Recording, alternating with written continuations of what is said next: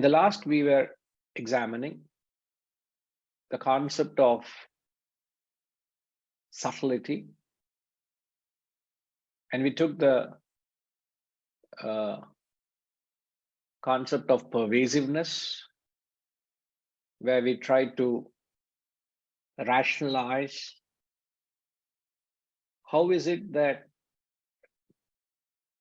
Brahman is the subtlest. And we analyzed that how the body, mind, intellect, vasanas, and the self. Can you please share that, Ma?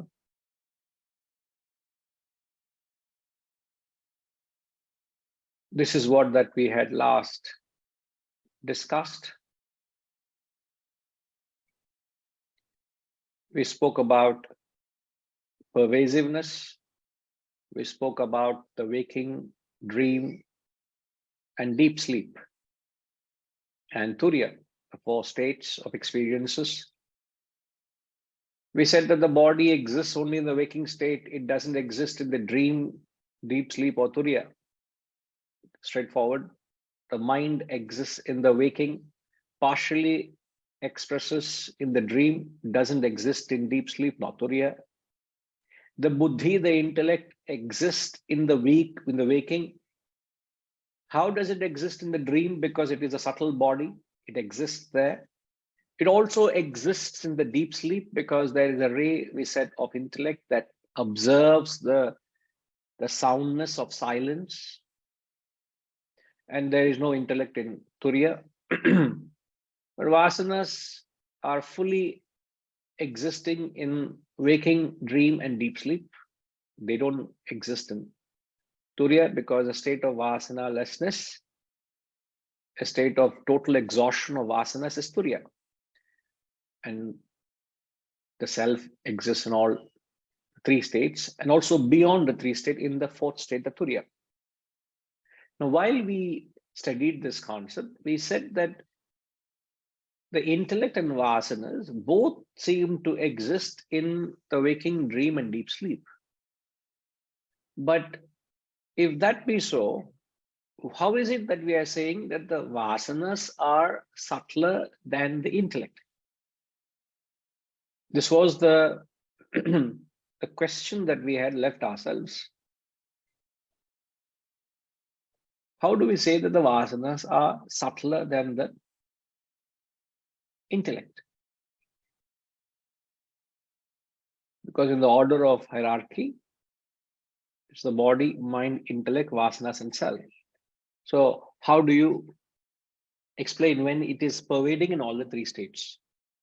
Where does the vasana score over the intellect to say it is superior, subtler? Now, you may have thought of various reasons. One of the primary reason vasana is subtler than the intellect is because the vasana is the very seed of your personality. The vasana is known as the causal body. So the vasanas is the cause from where the intellect emerges.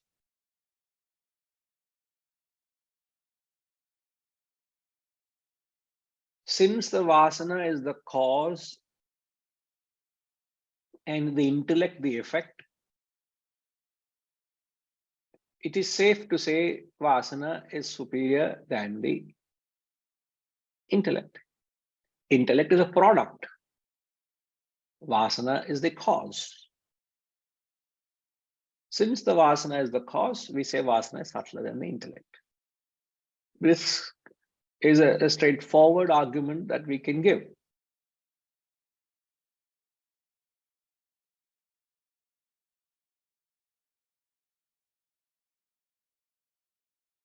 And second point is the intellect in deep sleep is only a thin ray. It just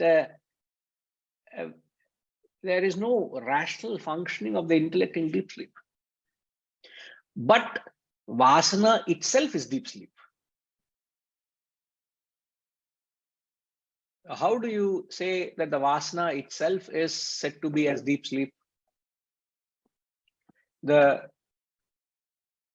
best way to understand vasana itself is deep sleep. How do you understand the waking deep sleep as a play of your vasanas? So take your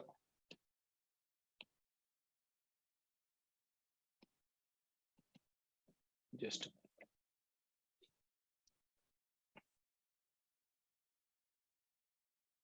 so if you understand the play of the vasanas,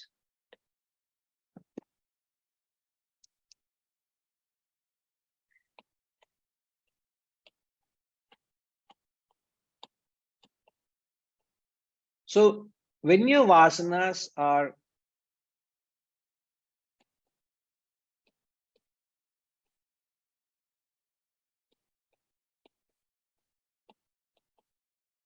not manifesting, you are in deep sleep. When there is a partial manifestation, you are in dream. When they are fully manifesting, you are in waking.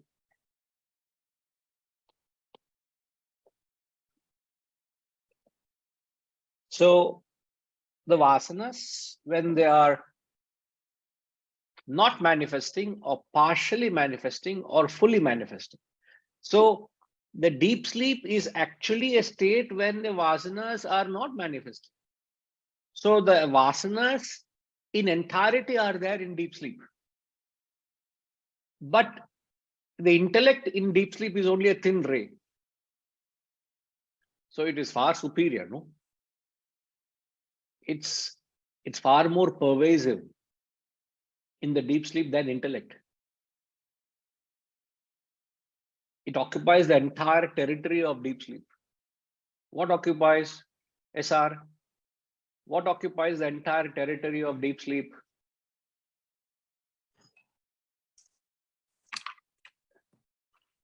No, I could not get Guruji.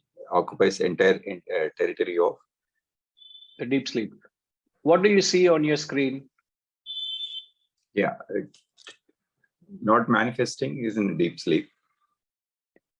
And so partially manifesting, then you are in dream. Correct. And fully manifesting, then you are in waking stage. Correct. Now, don't worry of the partial and full. But when the vasanas are not manifesting, you're in deep sleep. So in deep sleep, the vasanas are, your entire vasanas are actually there in deep sleep, isn't it? Yes. Okay. So your entire deep sleep is pervaded by the vasanas, right? Yes. If you have got 100 vasanas, all the 100 vasanas are there in deep sleep. It's in the locker. It's there in the locker. It's there in unmanifested. Now, let's say I give you 50% intellect in the waking state. Okay. Mm-hmm. The comparison is between the vasanas and the intellect, right? If I give you 50% intellect in the waking state, what percentage of intellect is there in deep sleep? When I say thin ray, 1%. There's only 1% of your intellect in the deep sleep.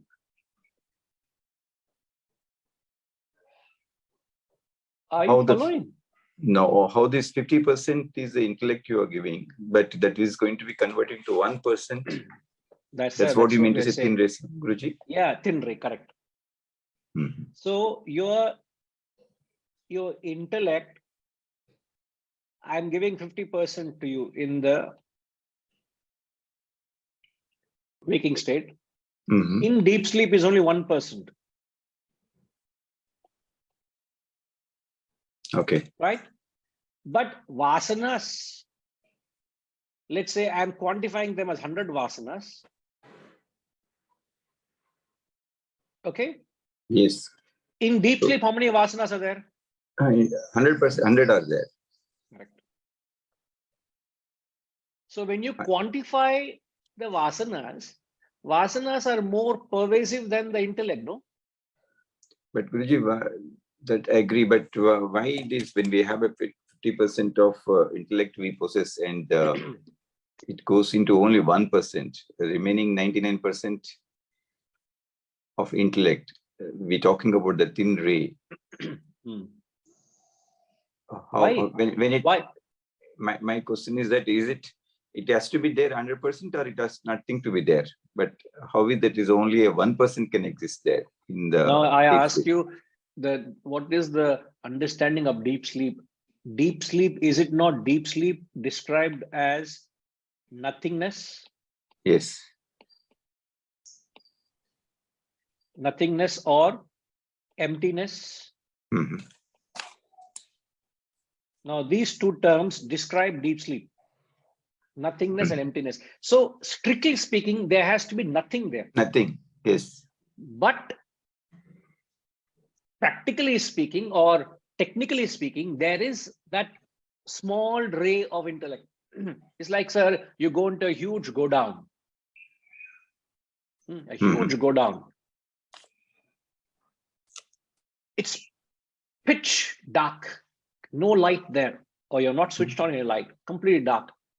And as you walk in from outside, you see the disparity. Outside is bright sunshine, but inside is dark. Mm-hmm. But what you see is the asbestos sheet, the sheeting, the roof, is a There's small hole. Got it. It's a small hole. When that small hole, what happens? There is you actually, and because you were walking around, there's a little disturbance of dust settle. So when the dust raises, you actually see a solid the beam pass through. That beam of light. Beam of light pass through. Now, the 100% sunlight outside, but inside that go down or that warehouse, there's only the thin beam of light.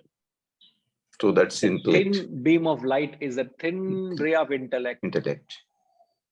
It's there in deep sleep. You get it? So I got that. you got it, sir? Yes, right? yes. So these are the two reasons I can think of, but if there are more than these reasons, I would be happy to learn from you all. The two reasons we said is, one is the intellect is the product, the vasana is the cause. It being the cause of the intellect, it's superior to the intellect.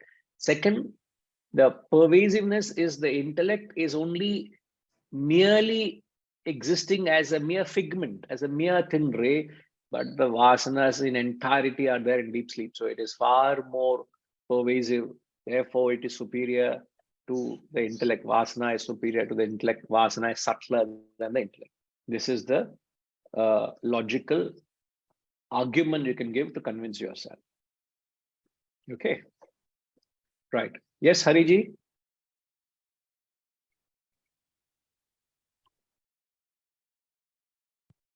Guruji, earlier we have learned that when we are sleeping and in the morning when we get up, I had a nice sleep. I say, it is because that sleep has been witnessed. We always told that we have taken that as a proof for the existence of consciousness. That is why we are able to say that I had a nice sleep. So how do we say this 1% of intellect is there? Sir, what is the role the intellect is playing here? Okay. Now, a good question. We say what is witnessing the sleep is the consciousness. But consciousness is a deaf. Consciousness doesn't say anything. So how can consciousness speak to you, sir?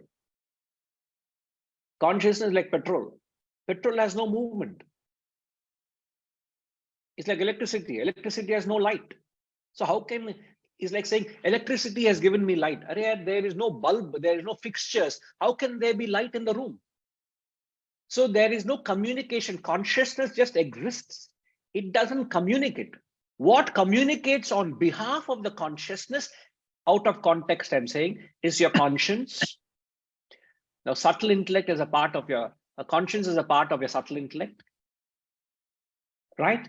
At the same time, it is the intellect that tells you when you are in a state of no thoughts, a state of disturbed thought. A disturbed thought is dream, no thought is deep sleep. It is the intellect that tells you, because the job of the intellect is to discriminate. Nah? When you go to sleep, you may have sleep with disturbance, you may have sleep without disturbance.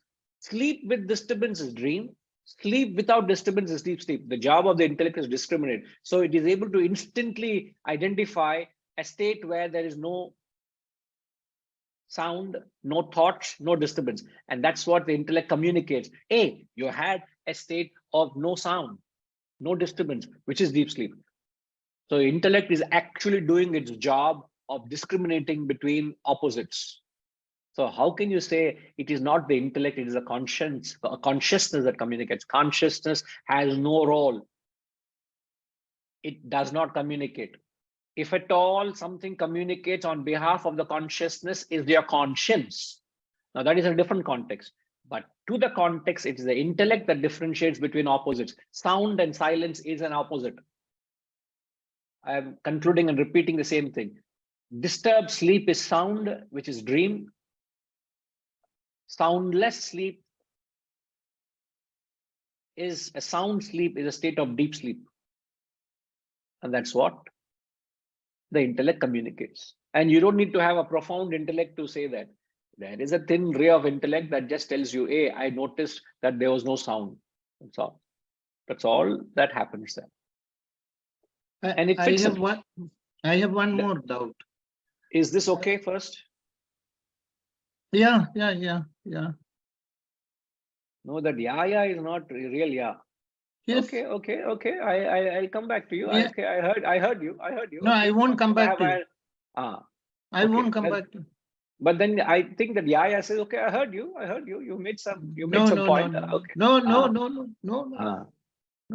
I meant what I told. I know, I'm just kidding, sir. Yes, please go ahead. Sir, here Sukshmam is, we have defined that as extremely subtle. But in the other Upanishad, you have taught us anoranyam, that is subtler than the subtlest. Anoranyam. Yeah, anoranyam, subtler than the subtlest. Okay. Are these two expressions are same? Yes, sir. Same thing. Extremely subtle or subtler than the subtlest. The subtlest, you know, is the vasanas. Subtler than the vasana is self. Full stop. Okay. Same conclusion we are coming to. The same evolutionary chart we put up just to communicate the same point. That anoranyam. Self. Yeah, okay. Anoranyam. Yeah. Okay. Okay. Okay. Yeah. Right. Yeah. Okay. Right. Yeah, Vijayji.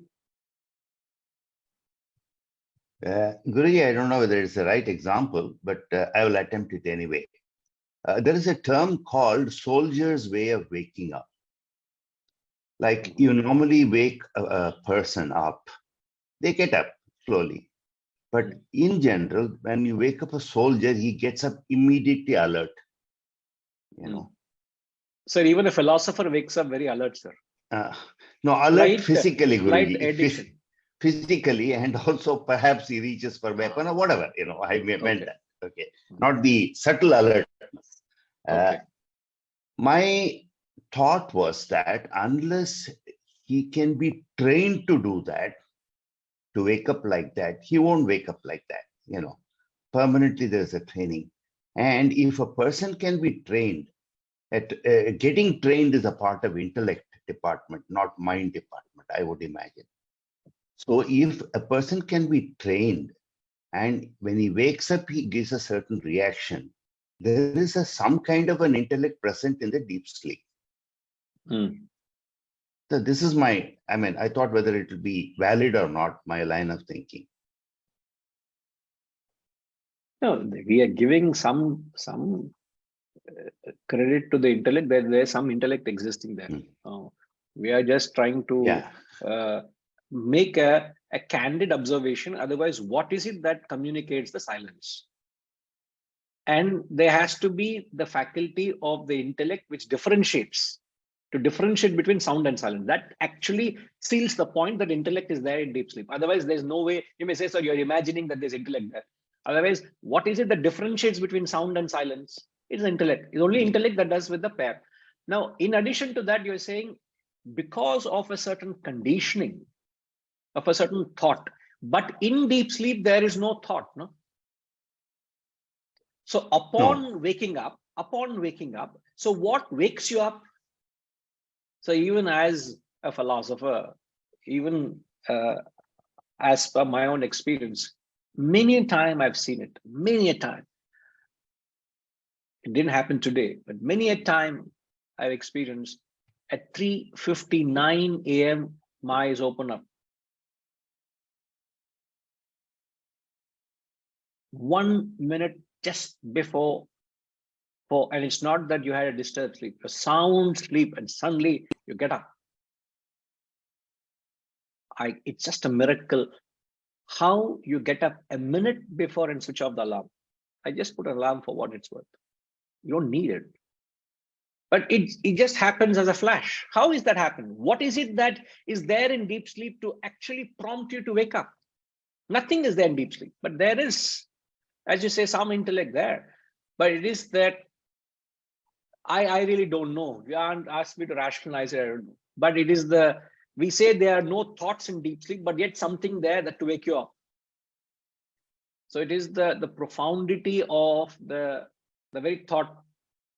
All of us experience in certain situations where you have to take an early morning flight and you have to get up an odd hour. You don't need any reminders. You don't need any wake up call from the concierge.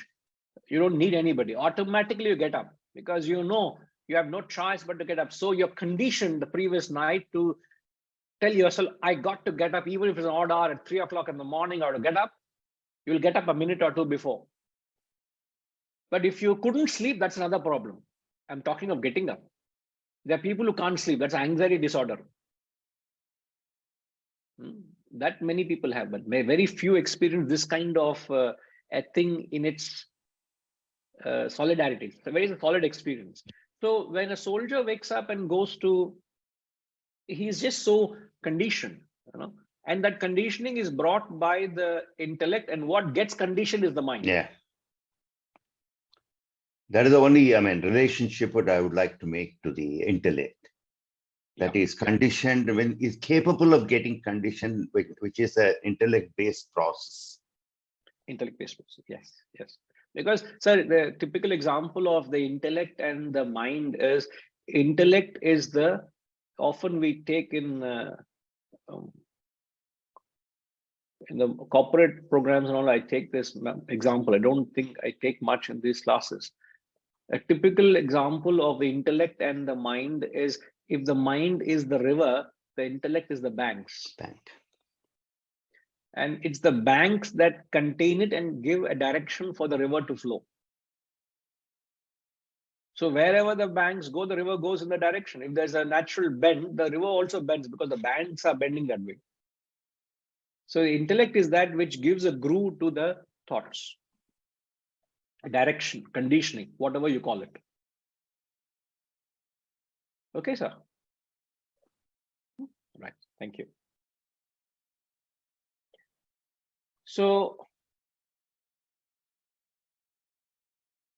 I don't know, Shivaji, built-in clock, it's there. What is that, Setuji? Some English la? What language is that? Have you spelled it correctly? Hariom Guruji. And this is circadian rhythm is a body clock. About body clock. Right. Correct.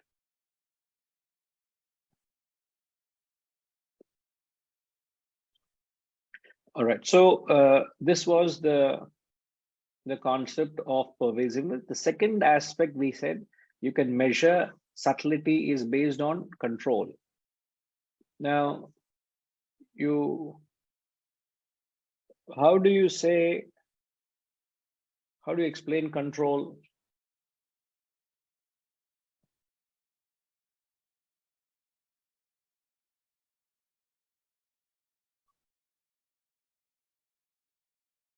It is mind that controls the body. Many people say healthy body, healthy mind. I say something wrong with you. It is healthy mind that is healthy body, not healthy body, healthy mind. So mind is subtler than the body. There is no doubt about it. There is no doubt that vasanas controls the intellect. Controls in the sense here that vasana is again the cause. In fact, it's the intellect has the capacity to overrule a vasana, no? Ultimately, intellect can overrule a vasana, but that way it is different. But mind is subtler than the body, no problem. But intellect is subtler than the mind because the intellect can control the mind. But in current situation, many a time we face this, that our intellect is unable to control the mind. Now, how do you justify this? Most cases, if not all, most cases, it is the mind that controls the intellect. And how do you say intellect controls the mind, therefore intellect is subtler than the mind?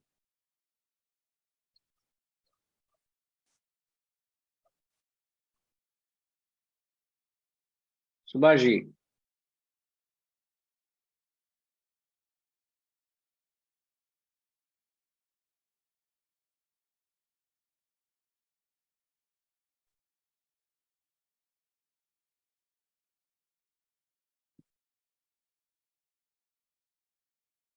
Who is unmuting? Why is not Subhashi unable to? Yes.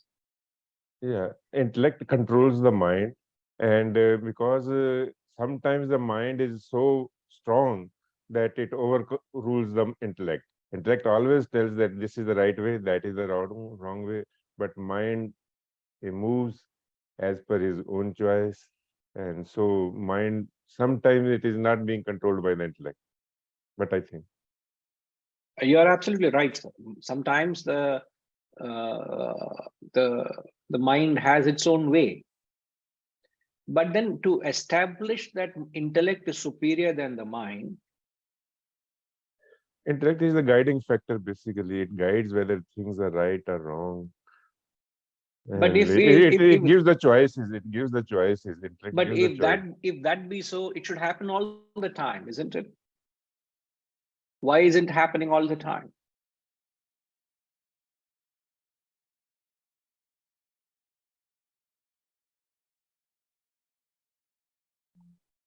You get what I'm saying, sir? If you say intellect is superior than the mind, it must be superior all the time. It is not so. Sometimes the mind bulldozes the intellect and say, go to hell with you, I will do what I want. Yeah. It's very bullish. The mind is very bullish. The mind is very arrogant. You know what I'm doing.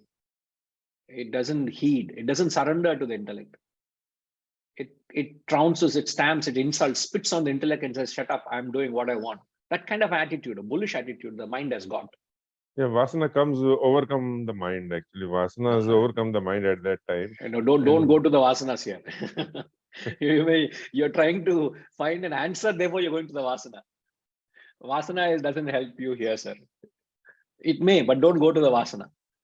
But you have a valid point, sir. I'm with you very much, but you can still further probe and find out why is it that way. Okay.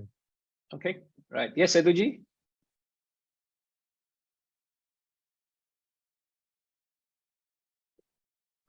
Mind overpowers intellect because mind is dominating. Intellect, spiritual quotient is very low. Higher the spiritual quotient, intellect will be higher. So intellect, because of that, whenever intellect is weak, the mind overpowers. But otherwise, intellect is much, much superior and it discriminates. We are full of ignorance. That's why mind. Correct. Absolutely right. So the if you have to test two things and say which is stronger, you give equal strength to both and test it. So you give 50 units of strength to the intellect, 50 units of strength to the mind. It is the mind that will lag back. But now the intellect has 10 units and mind has got 2000 units. Impossible for the intellect to intervene. That unequal comparison is like you're comparing a brilliant kindergarten student to a 3-time failure of 7th standard fellow. And there is a test put between a fellow who has failed for 3 times in 7th standard and a topper of, let's say, 1st standard. He's a 1st standard topper in the class, in the kindergarten.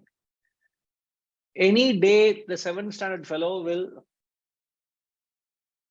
defeat or win over the fellow at the 1st standard. That doesn't mean this fellow is brilliant than that fellow. Unequal comparison. So you compare 2 goats, 2 donkeys, 2 elephants, 2 horses. Then you say this horse is better built than this horse. That way. All right. Perfect, Setuji. Yeah, Hariji.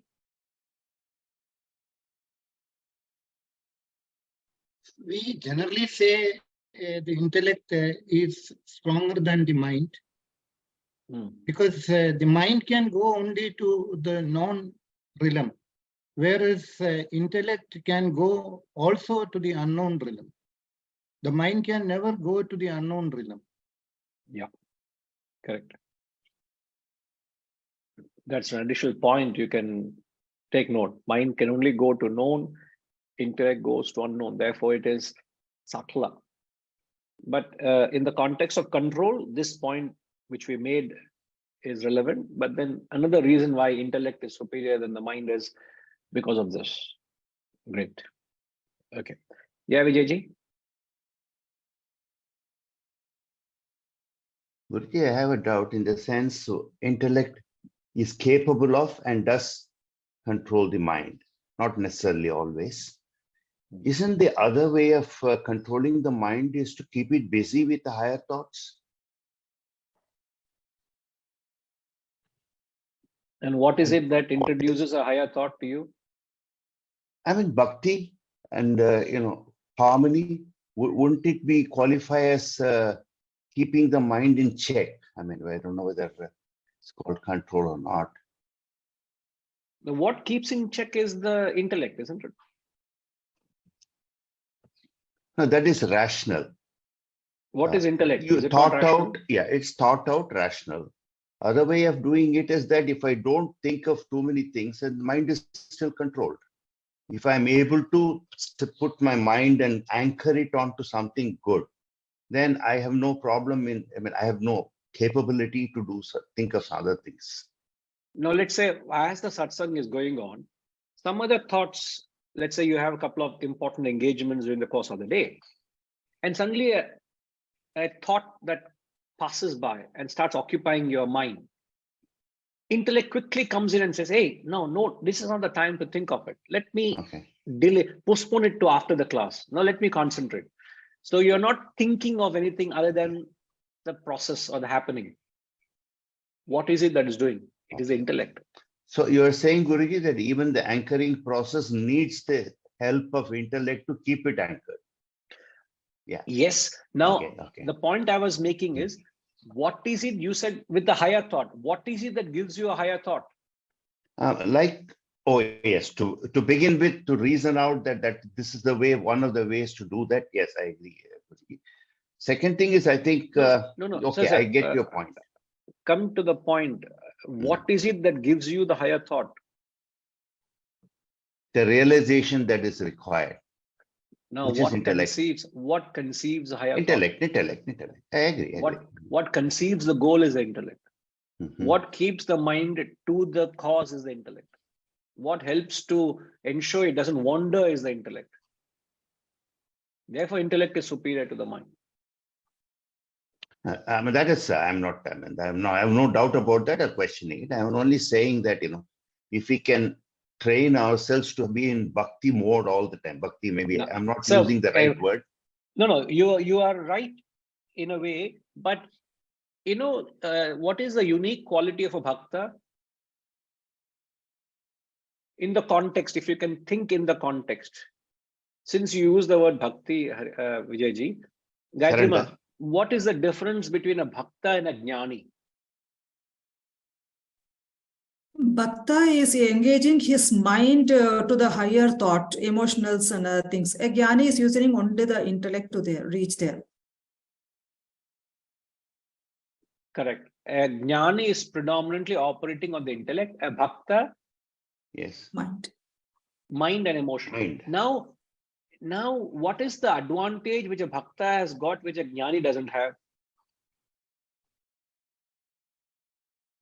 A bhakta has got the advantage of his mind already. He's diverting it, so the mind's play is comparatively less.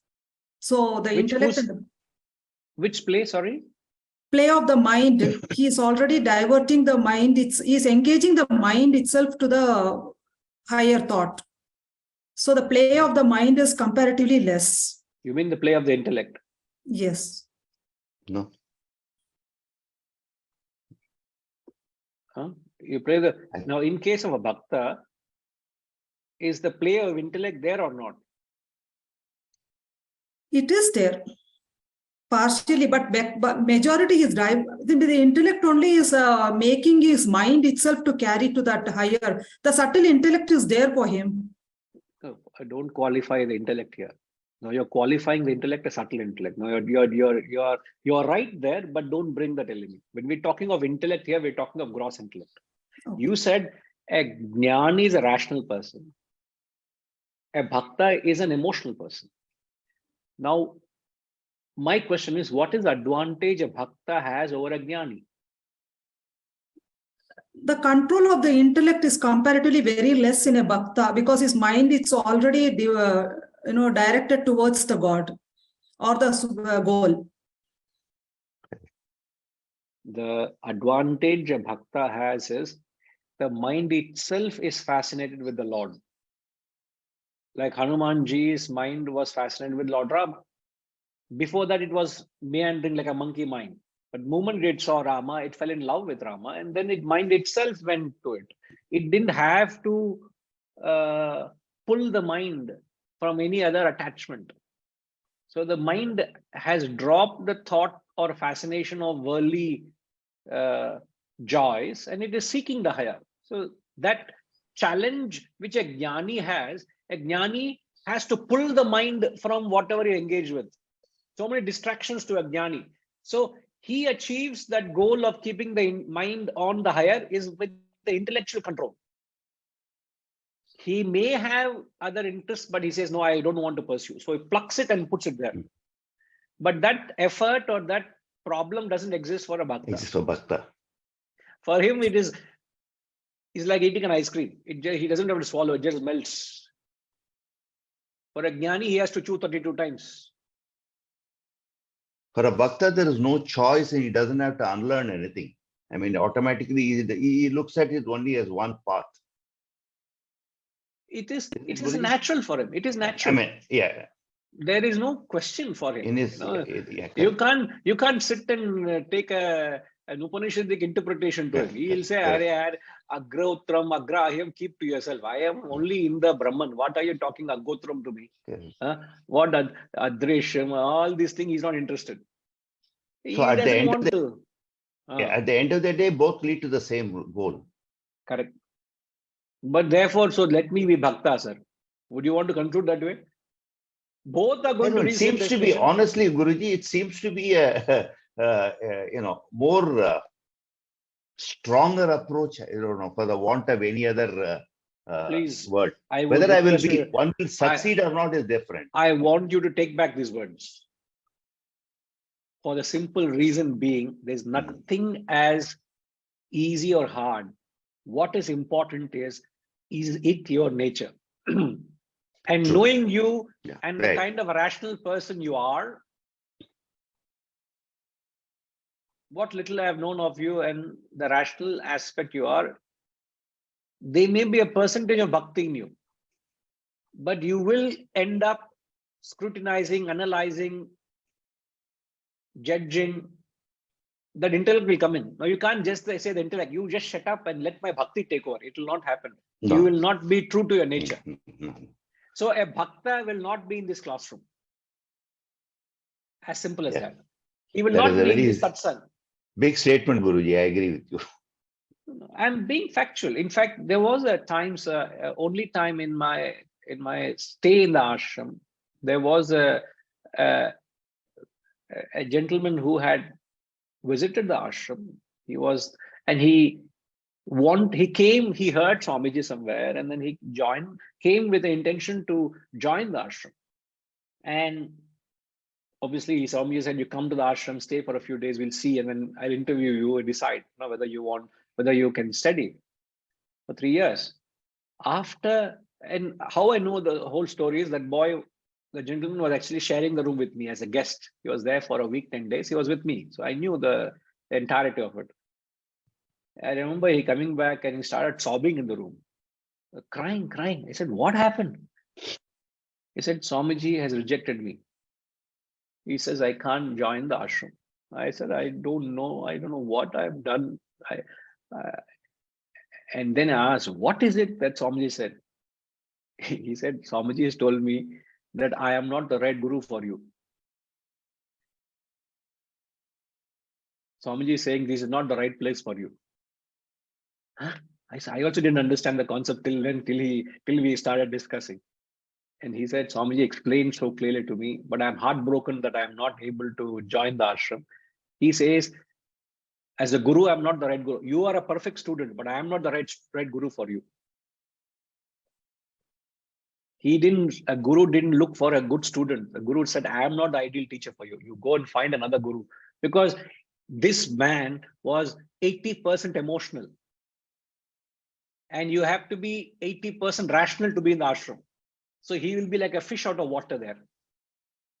So it is apacharam. It is something wrong a guru would do to a student by not giving him the right environment to grow. So keeping that context in mind, a path is not necessarily right or wrong, easier or fast. It all depends on what is your constitution. Now I know exactly what my constitution is.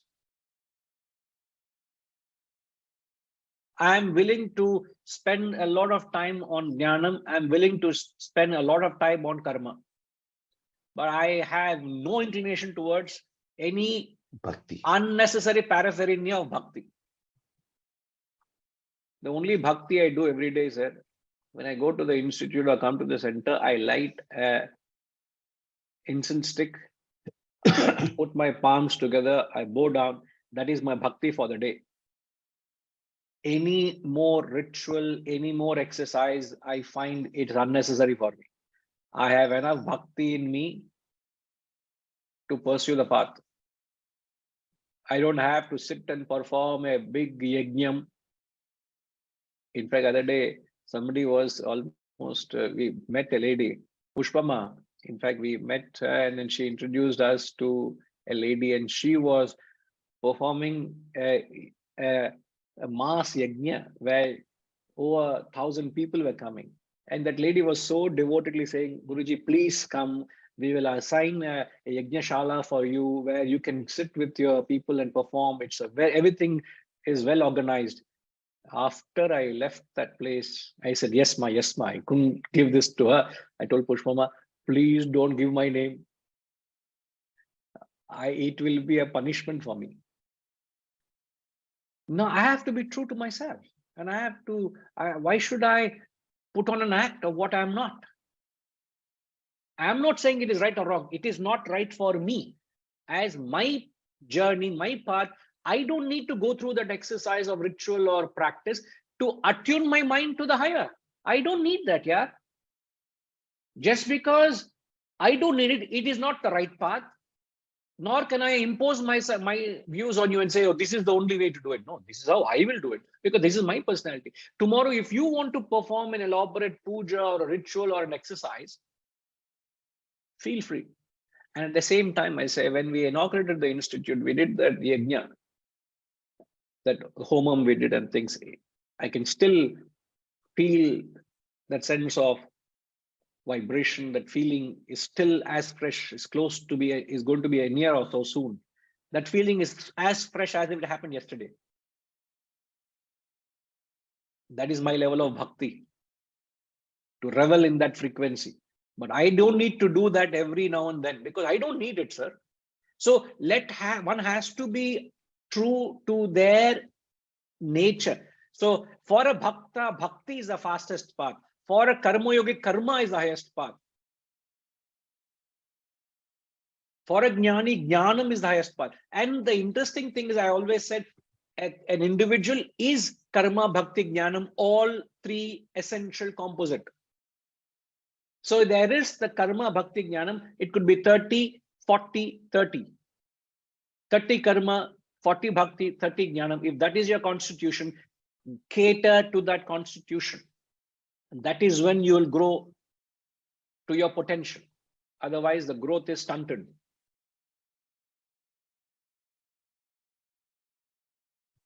Okay, sir.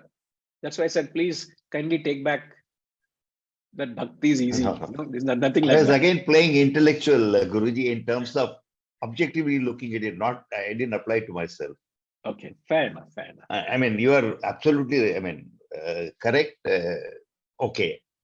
I know that I don't go that much for bhakti. I mean, it's nothing superior or inferior. It's No, just the way I am. It is in fact the benefits of a bhakta and the danger of in a bhakti.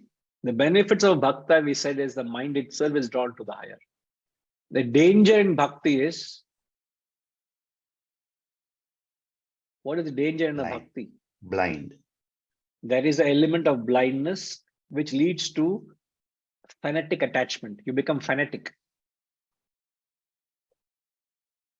Wherever there is an attachment, you start glorifying, over glorifying something. If I'm attached to my guru, I think my guru is the best guru. If I'm attached to my idol, I believe my idol, my God is the best amongst all gods. So it is an attachment. I can pursue my path so long as I don't feel that this is superior or, to the other approach or not. I mean, it's each one to his own best thing, so long the intentions are there to go to and take the journey. Yes. No path is superior or inferior. But no doubt, intellectual path is the fastest to the soul, to the self. It's like there are three modes of transport. One is by bullock cart, other is by a motorcycle or a car, other is by air.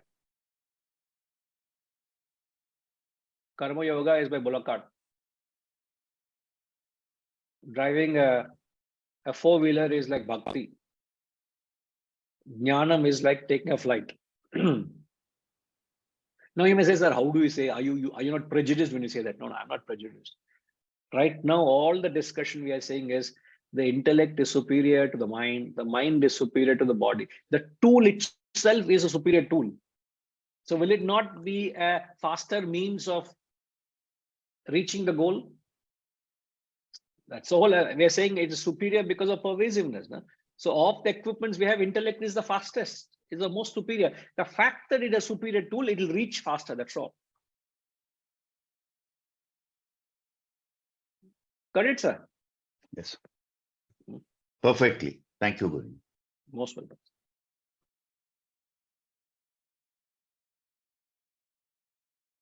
So the benefit of intellect is its precision. A benefit of intellect is its sharpness or is its its crispness. But the disadvantage of intellect is ahankar, arrogance. So advantage of bhakti is where the mind itself flows, but disadvantage is attachment. Advantage of intellect is it is sharp and crisp and clear, but it develops ahankar. Therefore, to compensate ahankar, you need bhakti. To offset bhakti, you need jnanam.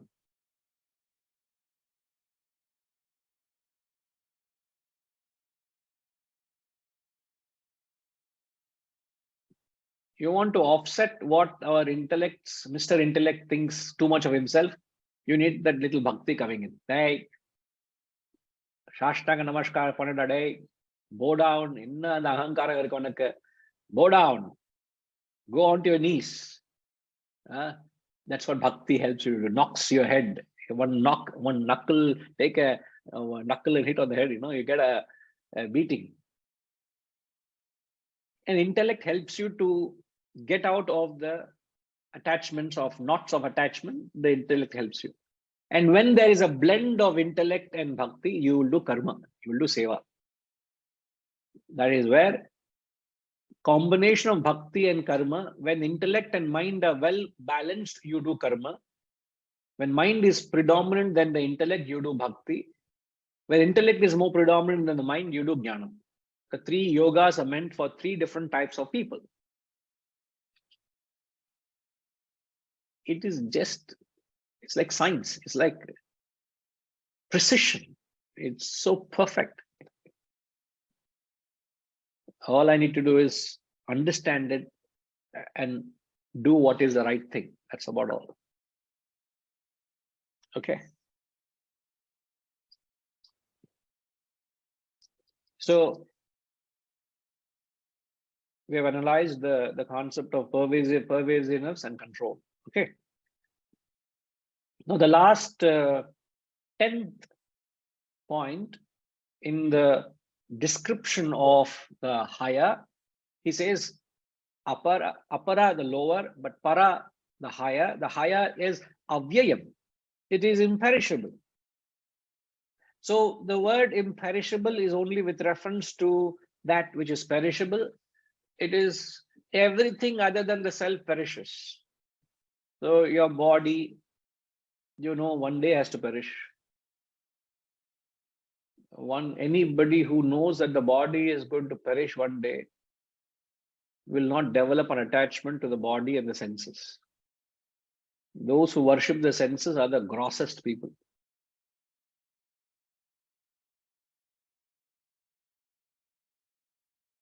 Those who indulge in sensual pleasures are the grossest people. So sometimes you see these animals, they mate. You see dogs mating on the road. That is their home. You see, and when you see them mating, it's the grossness. In mid-morning, they're mating. And is there no time for you to get into that kind of an activity? That's the grossness. That's an animal instinct. That's what this animal instincts. So any kind of giving into your senses, whether be it sight or sound or taste or touch, that is the grossest.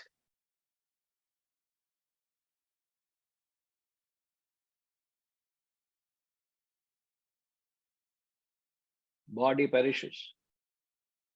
The mind and intellect someday also perish. May not be end of this body, but they perish. So what really is the imperishable is the Atman, the self.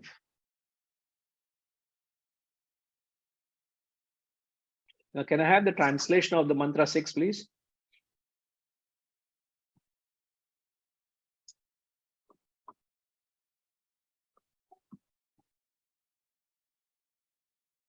So if you remember last week when I started the mantra, at the end portion of the mantra, he says that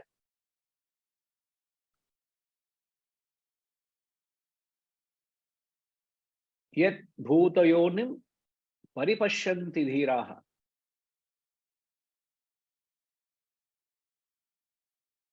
So that's the wise perceive everywhere as the source of all creation. Dhiraha means the wise. Paripashyanti, perceive everywhere. Now, the word which I want to clarify here is Bhuta Yonim. Bhuta Yonim means source of all creation. The last words of the mantra. Source of all creation, Bhuta Yonim. Now, why does he say it is the source of all creation, but not the cause of all creation? There is a difference between the two words, source and cause.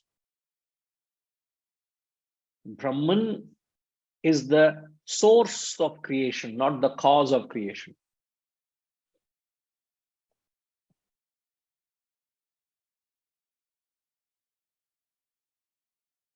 Our English teacher can explain the difference between source of creation and cause of creation. She's busy typing. Please enlighten us.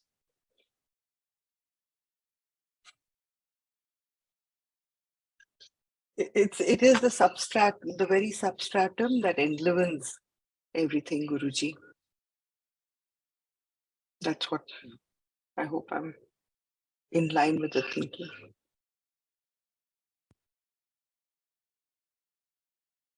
No, how can you say source as substratum? Without the source, without the source, the effect cannot be felt or seen.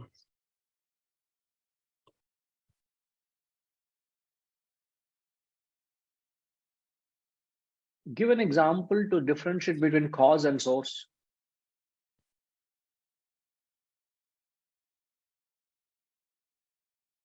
The very self is the cause for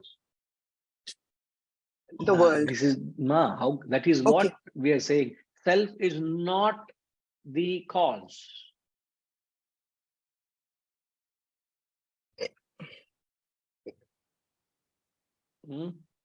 It's like the cause of the river is the source of the river. It's unseen. Nice. Where are you, Gayatri Ma? Oh.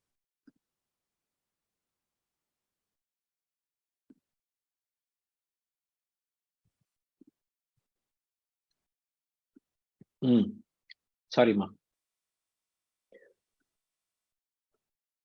What is the difference between the cause and the source? Now, you can easily mistake them both to be the same, but they're not the same. Example, the lady mother is the source of the child, but she's not the cause for the child. The cause, the seed, is something else. A man is the cause, the source is the seed, the mother, the lady. She is the source where she produces, she houses the child. She produces the child, but she's not the cause for the child. The cause for the child is the man who planted the seed. You get the point? So the usage of words of cause and source are different. So he is not using the word Bhuta Yonim. He is not saying it is the cause of creation. It is the very source of creation. So the choice of words is very, very conscious. Now, when you say it is a cause, it has a certain implication. Before I explain, Setuji wants to say something. Yes, sir.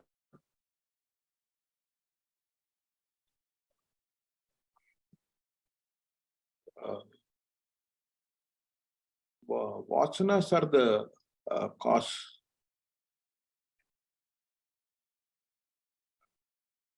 And the source is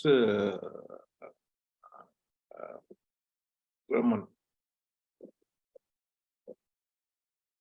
Correct. Source is Brahman. That's what he's saying. Brahman is a source of creation. So the source is very good, sir. So when you say the Setuji, the Yeah. source is Brahman. The cause is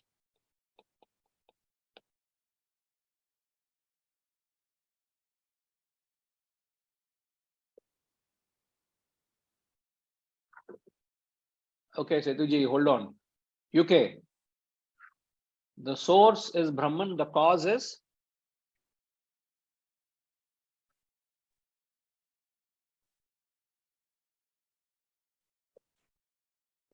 I'm not getting the right words, Ruchi. Sorry. every time I ask you this. Ignorance. What created the what created the world? Ignorance. So the cause, as Setuji said, the cause of the world. So this is, we are talking of the world. The source of the world is Brahman. The cause of the world is Our ignorance. not your ignorance, I mean, general ignorance. not general ignorance. Adi nariya irukka, adi paravailla. We are talking what exactly is the Ignorance cause of of the the world. ignorance of Brahman, Guruji. Ama. So the ignorance of Brahman is the cause. There's a world of difference in the two. Aram. Now you see the difference? So the cause and the source. It's a misapprehension and non-apprehension, Guruji. Yeah. No, what is misapprehension, non-apprehension?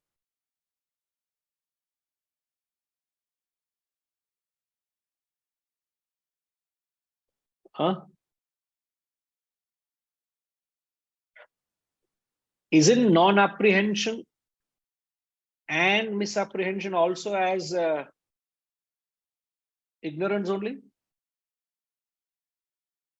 Non-apprehension is not understanding. Misapprehension is misunderstanding. Both of them are from ignorance only, no? You just use coy, flowery words to say only both ignorance only, but it is not the source. Non-apprehension and misapprehension, which is not understanding and misunderstanding, both are avidya. So the avidya is the cause.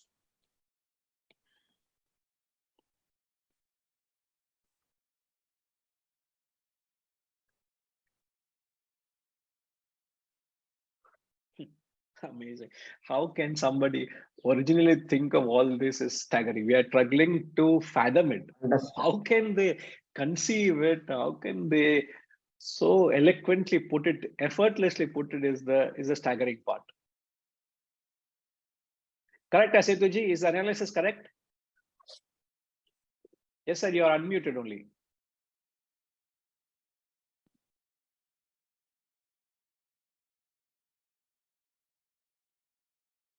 So, understood. Huh? Is this what you are saying, isn't it, sir? Yeah. Right, sir. Right. Now, the further argument we can give,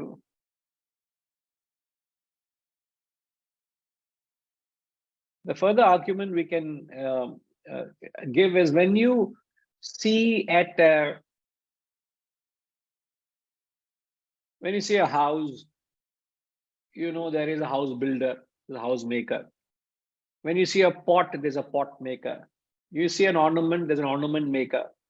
So there is a man who is the creator behind the creation. Similarly, you say, oh, there's a world creator, and the world creator is God. Chapter closed. Why are you racking your heads? No, the point we are making is, if the man who created the house is the house maker is the cause, the effect is the house, which is its creation. The pot maker, the potter is the cause, the pots is his creation, effect, cause and effect. SR. But you can't say, therefore, Brahman, Reddy, for a moment, he didn't realize he's SR. No, I realize it. Oh, you realize, okay. Me darshanam, we're not having your darshan often. Great, Guruji. You are conducting all the classes online. So you're not giving opportunity to come to institute. Yes, yes, correct, sir. No, hopefully tomorrow we are praying, sir. The Yes, equipment has Guruji. gone for repair. It has gone for repair. It should come, hopefully, so we are hoping. Whenever I see Yeah. the message that today's class is online, so for a momentary blink of disappointment. Gayatri Ma, irrespective of the system comes, we'll have the satsang in the institute tomorrow. Yes, Guruji, we will have it. With the laptop, we'll manage. Yes, we will laptop. We will go beyond this technical issue. But the equipment has gone for some technical repair and things. So we have found now not just the source of the problem, we have found the cause of the problem. Correct, sir. That gentleman yesterday who came, he said, no, we have come to the root of the problem. These were his words. We found what is the cause of the problem which was causing all this. Everybody were finding the source, not the cause.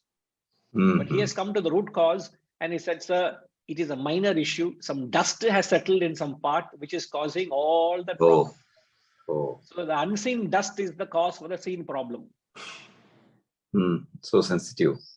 Very sensitive. So anyway, tomorrow we will have the satsang, physical satsang, sir. We'll have your Yes, darshan. good. Yes.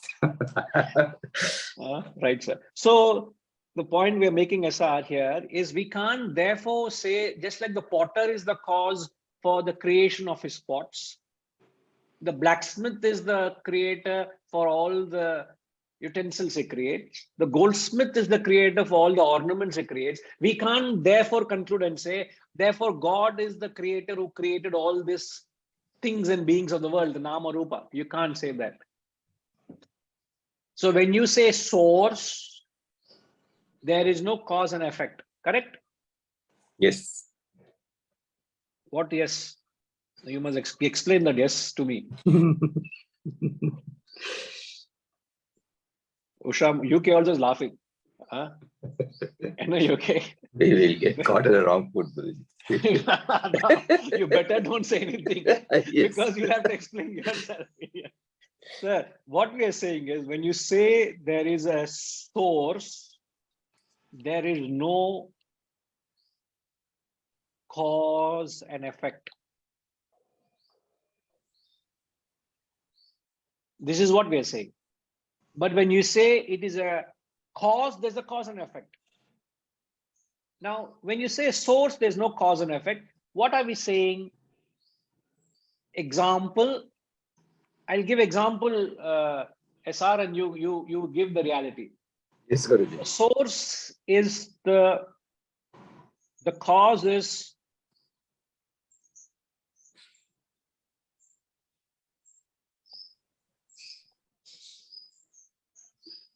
Can we take the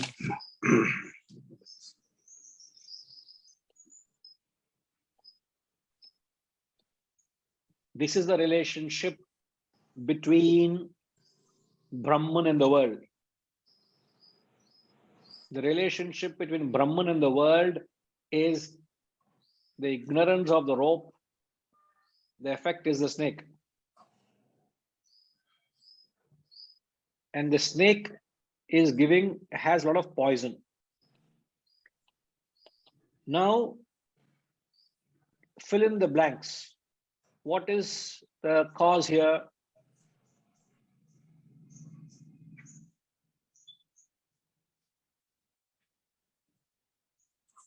cause is ignorance, Guruji. What ignorance? Whose ignorance? Ignorance of what?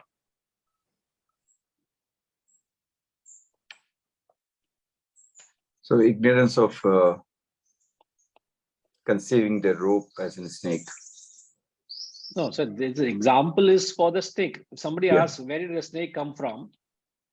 We say it is ignorance of rope that produces a snake, correct? Yes. So it's ignorance of the rope that has produced a snake. But now we are trying to compare the example is how did the world come about? So what is the cause of the world? Cause of the world, Guruji. What is the cause? Like the cause for the snake is the ignorance of rope, right? Mm-hmm. This and this are connected. This and this are connected, right? Yes. Now, exactly the same way, what is the cause of the world? Is it not ignorance of Brahman? Correct? Huh? Yes, yes, So Guruji. the you're absolutely ignorance of Brahman, the effect of that is the world. right. And what is the poison in the snake compared to the world?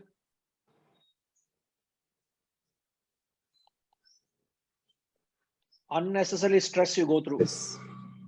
Unnecessary. All the stress you are going through is unnecessary. When the snake itself is imaginary, the poison also is imaginary, no?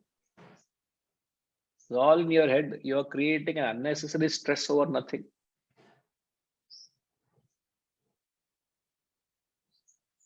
But when you say, but you must also understand the difference.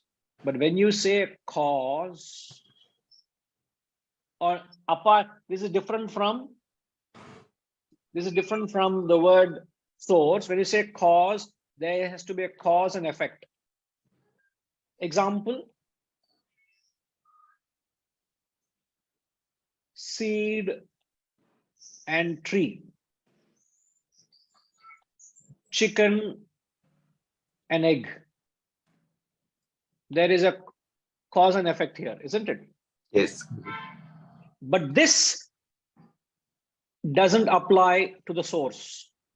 That and this are two different things. Now you will understand, I hope you understand, why he says the wise perceive it as the source of all creation.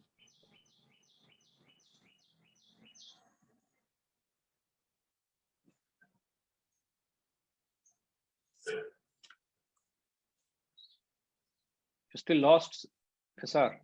Yes, Guruji.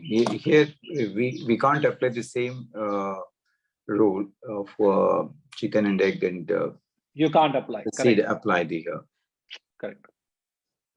So because still we are trying to connect that logic here. You can't connect. You can't extend that same logic. Yes, logic here. So then we need to give a break and think. That's why we say it's a source.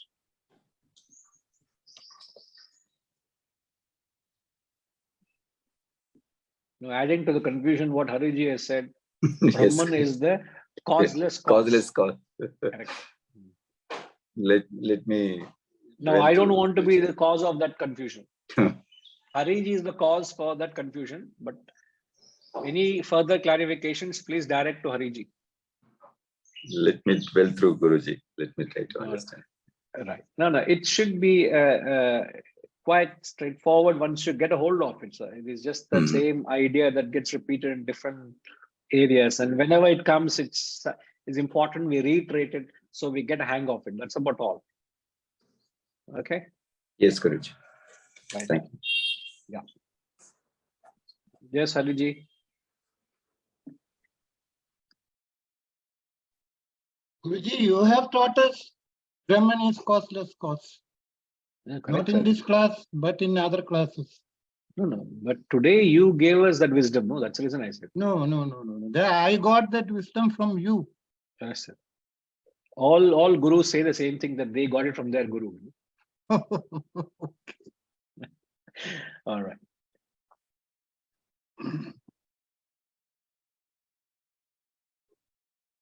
So what the only point that the mantra is making is the wise see the world and they see it as just like the rope is the cause for the snake, not like a chicken is the cause of the egg. We understand it as the rope is the cause for the snake, not like the chicken is the cause for the egg. There is no cause and effect relationship. So you can't say Brahman is responsible for the creation. You cannot point Brahman. And after giving such a heavy mantra, the next mantra, which will come back only after a fortnight, right? Next week, no class, isn't it? Next weekend, no class, Ilya. Next week, we'll not have the class because Guruji is traveling up outstation. Right. So there will be No class next Saturday, and next Sunday as well. We'll be having no classes. Please take a note. You will get a reminder. But in the next mantra, as he gives 3 parables, just giving 3 parables, or comparing or trying to bring out the concept of creation, and how he gives the shortfall in the first parable or example, he covers in the second example. And he says a shortcoming in the second example, he gives a third example. An analogy, 3 analogies he gives. And then if you closely analyze, there is a shortcoming in the third analogy also. Just what it's worth, just present the translation. We'll just read it for what we referred. We'll come back and then see it. So the translation is, as the spider sends forth and draws in its web, that's the first analogy. As on earth the herbs grow, the second analogy. As from a living man hair grows on head and body, so from the imperishable universe, from the imperishable, the universe emerges here. So how did hey, irungo. So just like the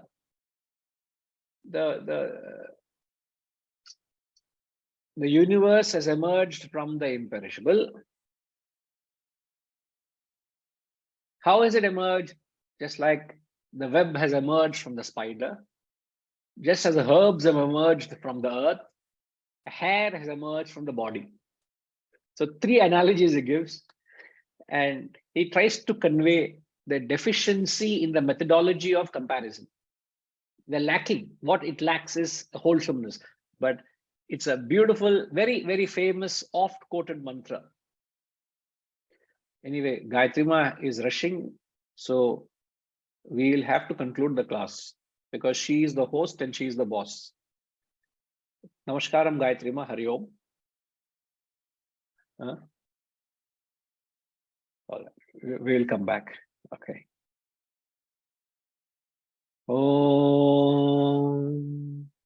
Purnamada Purnamidam Purnat Purnamudachyate Purnasya Purnamadaya Purnamevavashishyate. Om Shanti Shanti Shanti. Hari Om. Shri Gurubhyo Namaha. Hari Om.